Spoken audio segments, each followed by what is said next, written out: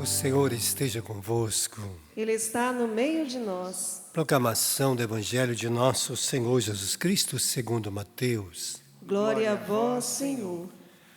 O livro da origem de Jesus Cristo, filho de Davi, filho de Abraão. Abraão gerou Isaque, Isaque gerou Jacó, Jacó gerou Judá e seus irmãos. Judá gerou Farés e Zara, cuja mãe era Tamar. Farés gerou Esnom, Esnom gerou Arã, Arã gerou Aminadab, Aminadab gerou Nassã, Nassã gerou Salmão, Salmão gerou Boaz, cuja mãe era Raabe. Boaz gerou Obed, cuja mãe era Ruth. Obed gerou Jessé, Jessé gerou o rei Davi, Davi gerou Salomão, daquela que tinha sido a mulher de Urias. Salomão gerou Raboão, Raboão gerou Abiás, Abiás gerou Asa, Asa gerou Josafá, Josafá gerou Jorão, Jorão gerou Osias, Osias gerou Jotão, Jotão gerou Acás, Acás gerou Ezequias, Ezequias gerou Manassés, Manassés gerou Amon, Amon gerou Josias, Josias gerou Jaconias e seus irmãos no templo do exílio da Babilônia. Depois do exílio da Babilônia, Jaconias gerou Salatiel, Salatiel gerou Zarobabel, Zarobabel gerou Abiúde, Abiúde gerou Eliaquim, Eliaquim gerou Azor, Azor gerou Sadoc, Sadoc gerou Aquim, Aquim gerou Aliúde, Aliúde gerou Eliezer, Eliezer gerou Matã, Matã gerou Jacó, Jacó gerou José, esposo de Maria, do qual nasceu Jesus, que é chamado o Cristo. Assim as gerações de Abraão até Davi são 14, de Davi até o exílio da Babilônia, 14, do exílio da Babilônia até Cristo, 14 gerações. Palavra da salvação. Glória a vós, Senhor.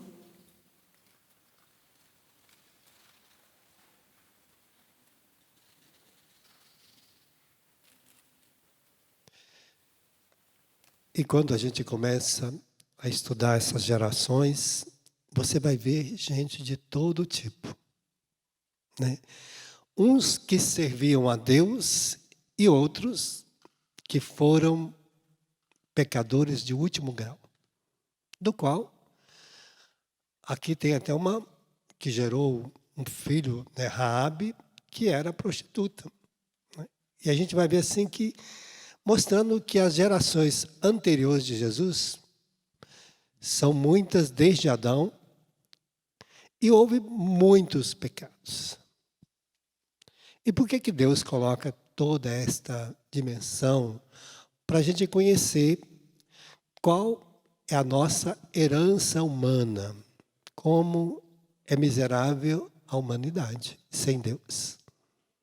Então, quando você começa a ler os livros, né, do Antigo Testamento, você vai conhecendo cada uma dessas personagens aqui. Todos eles. Todos eles são bíblicos, estão lá, estão escritos, fizeram alguma coisa, o que fizeram, o que deixaram de fazer, cada um, né? Então nós vamos conhecendo a essência humana daqueles que serviram a Deus e daqueles que, mesmo nascendo numa família de Deus, foram rebeldes. E aí vai mostrar que Jesus vem nesta humanidade, desta geração, deste povo, que carrega sobre si uma herança de pecado, de misérias.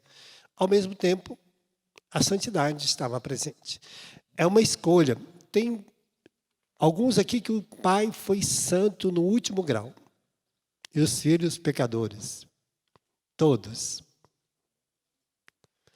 Tem outros casos que os pais pecaram, mas os filhos eram santos. Viveram, no bom sentido, a vida em Deus. Porque naquela época, né, a gente fala da santidade nessa dimensão. De viver a vida em Deus. Então nós vamos ver tanto uma dimensão, teve mães maravilhosas, santas, no bom sentido, e mães pecadoras de último grau. Então, uma geração que mostra, se a gente for ver as nossas gerações, né, dos nossos pais, avós, tem uns que você fala, meu Deus do céu, eu nasci dessa família, a gente tem que ter vergonha. Mas não pode ter vergonha. Porque todos são redimidos. Por isso Jesus vem trazer esta graça da redenção para toda esta humanidade. O sangue redentor de Jesus vai santificar todo este povo. O sangue de Jesus vem santificar cada um de nós, não importa qual a geração, quem era meu pai, quem era minha mãe, se era santo ou não, não importa qual a família que eu nasci, qual a cor, qual a raça, qual a dimensão, né, que eu nasci, aonde, se era pobre, rico, preto, azul, amarelo, vermelho, não interessa. Todos são redimidos, todos experimentam a salvação oferecida em Cristo. E a redenção, mostrando esta glória para nós, que não importa quem foi, também não importa o que eu fiz ontem, não importa o que eu fiz antes de ontem, não importa o que eu fiz lá na minha juventude, na minha adolescência. Às vezes eu vejo pessoas que ficam sofridas, se condenando, porque lá na infância eu fui assim. Eu fiz muitas coisas na infância porque eu era criança. Eu agia como criança, eu pensava como criança. E eu via as coisas da minha casa lá que minha família fazia. Eu brincava com as pessoas que tinham aquelas brincadeiras e eu não tinha malícia. Mas a malícia chegou no meu coração porque alguém trouxe, né? Então, eu não fico me condenando por causa da minha infância. Eu não conhecia a palavra de Deus, né?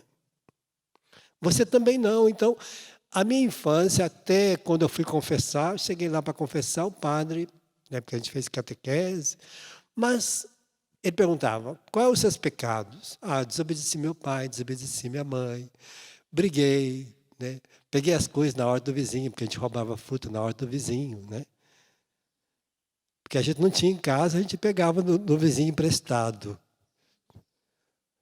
Não é porque a gente era criança, não estava roubando, a gente achava que a gente podia pegar, né? Pulava o muro, mas pegava, né?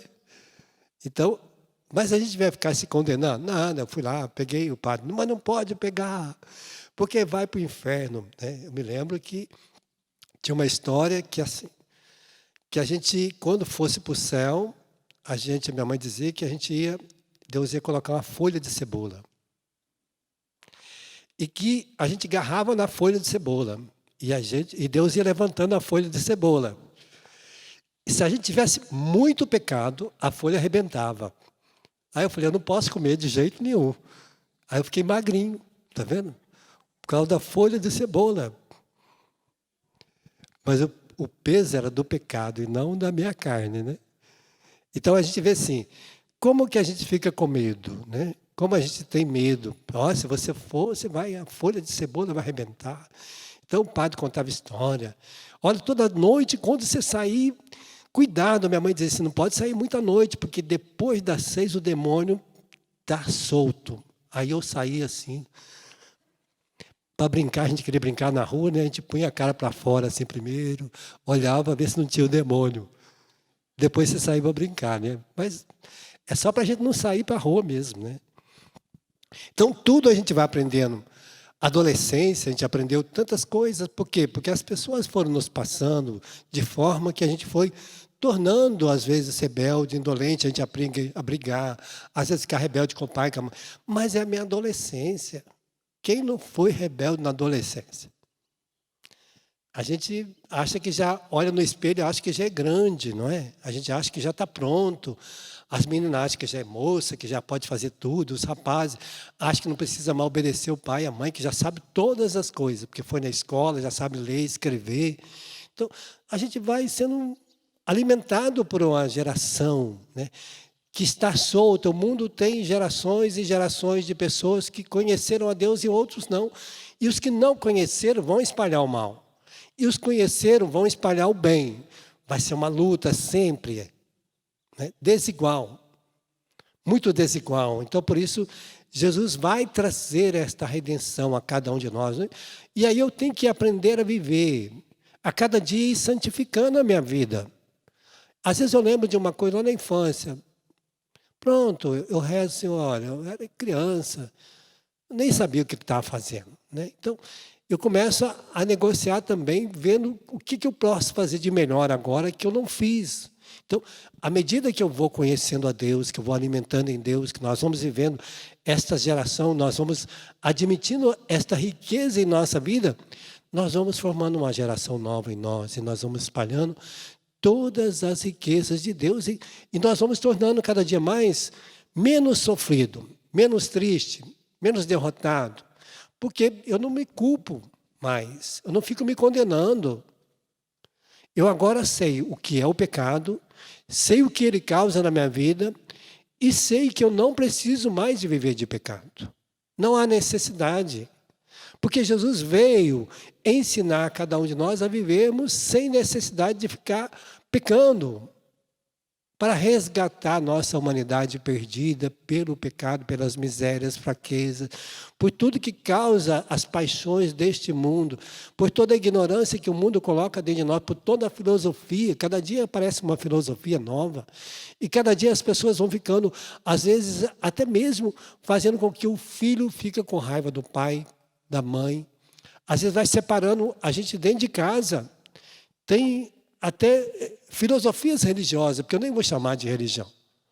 Quando a pessoa fala, não, se seu pai não é dessa religião, você pode abandonar ele. Tem igrejas que se dizem cristãs e que faz com que, se a mulher vai para aquela igreja e o marido não, ela pode abandonar o marido dela. Separa o que Deus uniu. Então, existem filosofias e filosofias religiosas. Agora, a verdadeira fé é esta, em Cristo. Não essas que estão aí, porque você, cuidado, e porque o homem é mais poderoso do que Deus. Eu não acredito em nenhum homem mais poderoso do que Deus. Eu acredito que Deus tem o poder sobre todas as coisas, e eu creio nele. Às vezes as pessoas inflamam o coração de força, porque acreditam que o mal tem mais poder do que Deus. Porque fizeram isso para mim, porque a pessoa está com inveja de mim, porque a pessoa olhou com o olho gordo para mim, com mal olhado. Gente, o que eu tenho com o olho dos outros? Aonde que o olho vai tirar alguma coisa da minha vida? Mas as pessoas acreditam. Aí fazem simpatias, né? Enche a casa de comigo ninguém pode, porque acha que flor vai espantar demônio. Não reza não para você ver. Não reza não, põe flor lá na porta, o demônio vai sentar em cima ainda. Né? Ele vai ligar para a flor, gente. Vai ligar, você tomando banho de arruda, agora nessa época, agora do passar de ano, então, põe a arruda atrás do aquele negócio fedendo. Acha que aquilo não vai espantar mal olhado, vai espantar demônio? Vai espantar olho gordo, inveja? Inveja é só para quem acredita. Então, nós não estamos nessa, nós vivemos em Deus. E quem está sob o olhar de Deus vive a bênção. Hoje, né, na adoração, hoje o Márcio falava das bênçãos e maldição. Quem vive no Senhor, vive a glória. Vive para sempre. Vive cercado de proteção, porque Deus envia seus anjos para nos defender, para nos proteger. Porque o Senhor, quem confia nele, será salvo. Ponto final. Fecha teus olhos, vamos pedir essa graça, que a nossa confiança esteja na salvação oferecida por Cristo e cada um de nós, vivendo já, sabendo que as nossas gerações foram lavadas no sangue de Jesus. Que os nossos pais, avós, bisavós, todos que foram batizados, foram redimidos no sangue de Jesus. Que não existe mais maldição neles, porque foram lavados. Essa geração que passou, que Jesus mostra que Ele trouxe a redenção para cada um deles. Porque quando Jesus ressuscitou, eles ressuscitaram também com Jesus, foram para o céu. Que assim nós também possamos já viver esse Natal, como esse tempo novo em que nós nascemos em Cristo para viver a glória dEle. Creio que Natal é muito mais uma festa para nós nascermos em Cristo. Para que nós celebramos o nascimento dele em nós e que nós vivemos a cada dia o Natal do Senhor em nossa vida. Nascer em Cristo é ser salvo por Ele a cada dia.